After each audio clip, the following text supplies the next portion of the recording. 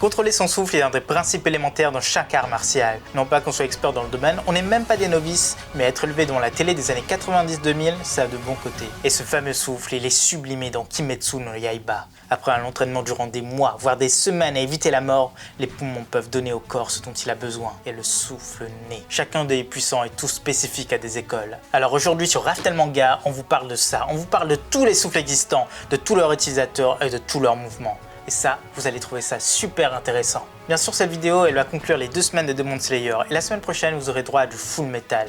Ça va vous intéresser, forcément, et si vous n'avez pas encore vu le manga, eh ben, on vous conseille de vous y mettre, parce qu'il est génialissime. Bref, abonne-toi pour ne rien rater, et bonne vidéo.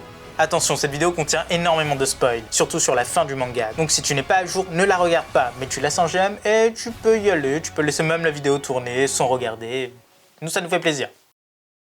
Dans Demon Slayer, tout le monde sans exception peut devenir un chasseur de démons. Le souffle n'est pas une chose présente de naissance, il s'acquiert avec de l'entraînement et ne cesse de se développer au fil de la vie. Et ça, même si le corps décline. Et oui, nous connaissons son histoire et pour ça il faut aller à la toute fin du manga. Durant l'ère Sengoku, les démons ravageaient toutes les régions du Japon, et l'organisation des pourfendeurs existait déjà. Hélas, ils étaient bien moins efficaces. Ils n'avaient que les sabres du soleil pour gagner leur volonté de bien faire. Seuls les piliers de l'époque pouvaient réellement s'en sortir. Et c'est lors de la poursuite d'un démon que l'un d'eux allait faire la rencontre du destin. Un homme était en train de pleurer la perte de ses proches. Ils avaient été tués par un démon. L'homme en question rejoindra les pourfendeurs et leur montrera ses capacités hors normes au sabre, mais surtout ses fameuses techniques de souffle. Hélas, son souffle du soleil n'était absolument pas accessible à tous, alors il l'a décliné en fonction des compétences de chacun. Et voici l'histoire du souffle. Ah oui, et n'oublions pas que son utilisation à haut niveau fait apparaître une marque sur l'utilisateur. Celui-ci le rend très fort mais le fait mourir avant ses 25 ans.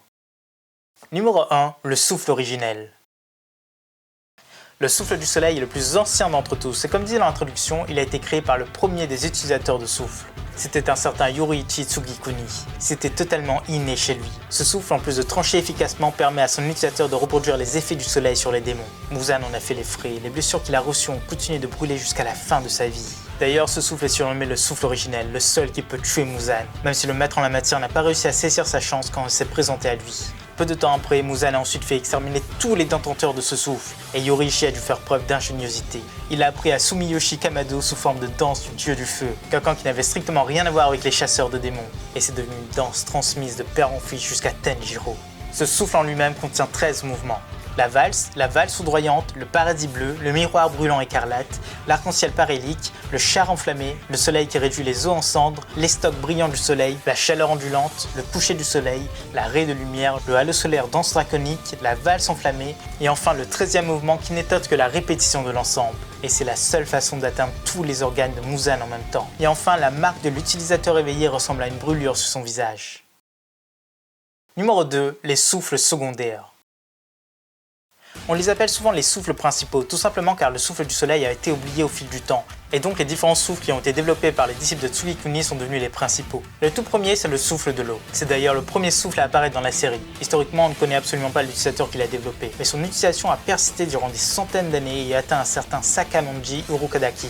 Et oui, c'est l'homme au masque de Tengu. Celui-ci a porté son utilisation très haut en devenant l'un des piliers. Et à sa retraite, il a commencé à former des étudiants. En signe d'affection et de fierté, il leur confectionnait un masque de renard personnalisé. Et même si nombre de ses élèves sont morts au combat ou durant l'examen, il n'a cessé de faire son travail en accumulant regrets et tristesse. Ses étudiants les plus brillants sont forcément Giyu et Tenjiro. Le souffle contient 10 mouvements plus un dernier qui a été développé par Giyu lui-même, mouvement qu'il a nommé l'accalmie.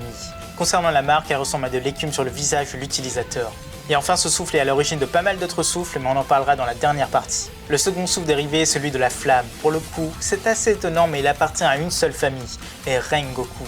C'est d'ailleurs leurs lointains ancêtres qui ont trouvé et recruté Yoruichi. Son souffle ressemble pas mal à celui du soleil, mais reste un dérivé. Son lointain descendant, Shinjiro, s'en est servi pour devenir pilier, mais il se détournera très vite de cette voie après la mort de sa femme. Par la suite, c'est son fils Kyoshiro qui reprendra le flambeau, et il illuminera le monde par son idéal flamboyant. Aujourd'hui, cette place est totalement vacante, mais il existe 9 mouvements pour ce souffle, et malheureusement, on n'a pas vu la marque qui est associée à son utilisation. Le souffle de la foudre est notre préféré, et de loin. Il faut avouer que c'est totalement classe, et là aussi c'est un disciple direct du grand maître qui l'a développé. Il a ensuite atterri dans les mains de Shigeru Kuwajima, le pilier de l'éclair de la génération du Rokadaki. Hélas, il a dû se prendre sa retraite après la perte de sa jambe, et il fut dévoué à la formation. On connaît 2 de ses élèves, et pas des moindres.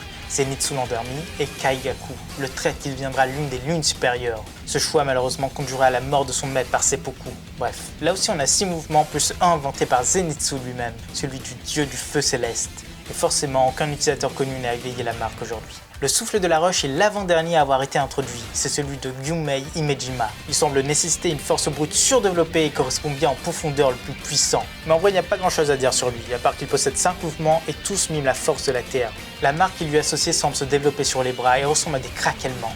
Le souffle du vent aussi ne connaît qu'un seul utilisateur et c'est Sanemi Shinnazugawa. Il permet de lancer des vagues de pression sur l'adversaire, donc de simuler des courants d'air plus ou moins tranchants. Il exige également un sens du toucher très développé, et il y a 9 mouvements connus. Et enfin, la marque ressemble à un moulin à vent sur le visage.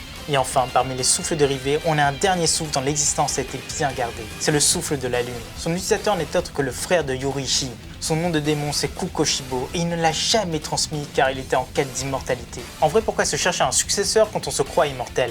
La technique permet de créer des lames d'air tranchantes remplies de demi-lunes aussi performantes que des lames de rasoir. Cette technique a été créée en opposition au style du souffle du soleil et elle était parfaite pour celui qui marchait à l'ombre de son cadet. C'est aussi le souffle qui contient le plus de mouvements, 16 au total. Ce démon a vécu durant des siècles, donc forcément il a eu le temps de développer cette technique. La marque de l'utilisateur est étrangement similaire à celle de Yoriichi et c'est sans doute à cause de leur lien de sang. Numéro 3, les souffles dérivés. La plupart des souffles secondaires possèdent un souffle dérivé, sauf pour 2, le souffle de la roche et le souffle de la lune. Le souffle de l'eau est celui qui en comporte le plus. On en a 2 directs, le souffle de la fleur et le souffle du serpent. Le souffle de la fleur a une spécialité très ancienne. C'est son premier utilisateur qui a planté l'arbre du quartier de récupération. Des années plus tard, c'est Kanao Kosho qui s'est rendu maître de ce souffle, et elle a même pris le titre de pilier. Malheureusement, elle fut tuée et mangée par la lune supérieure numéro 2. Aujourd'hui, c'est Kanao, sa sœur adoptive, qui a repris le flambeau. Elle a appris toutes les techniques en observant uniquement son aîné. Ce souffle a 7 mouvements et le dernier se nomme les yeux du licorice rouge. En échange de sa vue, l'utilisateur peut voir les mouvements en ralenti et se faufiler entre les attaques de tous les démons. Ce souffle a lui-même un dérivé et c'est celui de l'insecte, le souffle de Shinobu Kosho, qui consiste le plus souvent à la manipulation des poisons et n'offre pas beaucoup de puissance de frappe avec ses 4 mouvements. Le deuxième souffle dérivé de celui de l'eau est celui du serpent. C'est quelque chose de très spécifique à Obane et à son passé. On ne sait pas s'il l'a développé seul ou s'il existe un maître autre que lui, mais le souffle consiste à imiter le mouvement des serpents, l'ondulation et le déplacement. Ces 4 formes sont pas les plus puissantes mais sont des techniques très rapides, et la marque associée elle se manifeste sur son bras. Le dérivé du souffle de la flamme, c'est celui de l'amour. Flamme, amour, ouais, ça colle en fait. Et là, c'est bien une création personnelle de Mitsuri. Elle a appris le souffle de la flamme auprès de Kyojiro, mais elle l'a totalement altéré pour donner libre cours à ses sentiments. C'est ce qu'elle fait dans tous les mouvements de son art. Il n'y a qu'un seul dérivé du souffle de la foudre et c'est celui du son. C'est la spécialité de Tengen. Il nécessite une ouïe surdéveloppée et oui, Zenitsu pourrait l'utiliser. Ce souffle permet de mimifier le son en utilisant des techniques lourdes, rapides et assourdissantes. L'écholocation en fait partie. Et pour finir cette vidéo, il existe 2 dérivés du souffle du vent. Le premier c'est l'officiel, c'est celui de la brume. L'utilisateur copie le côté caché de la brume tant dans la façon d'être que dans ses techniques. Tokito est le seul utilisateur connu mais il n'est pas des moindres. C'est un vrai grand pilier qui a su réveiller la marque en nuage sur son visage. Le second est bien étonnant, c'est celui de la bête. Et oui, le souffle utilisé par Inosuke est un dérivé de celui du vent. Mais en vrai, la violence des coups ne trompe absolument pas et le sens du toucher développé également. Pour le coup, ce fou dangereux crée des techniques à la volée et c'est toujours du rentre-dedans. On a vraiment des doutes sur la légitimité de son souffle, mais c'est efficace et après tout, c'est l'essentiel. Voilà, c'est déjà la fin de cette vidéo. On espère que ça vous a plu. Et c'est un format un peu spécial, les explications, mais c'est aussi pour se retrouver dans le manga, pour avoir un format qui est un peu compact. Et nous, on trouve ça sympa, donc on espère que vous aussi. En tout cas, si tu as apprécié, laisse un like et partage la vidéo, ça nous aide beaucoup. À bientôt, Nakama!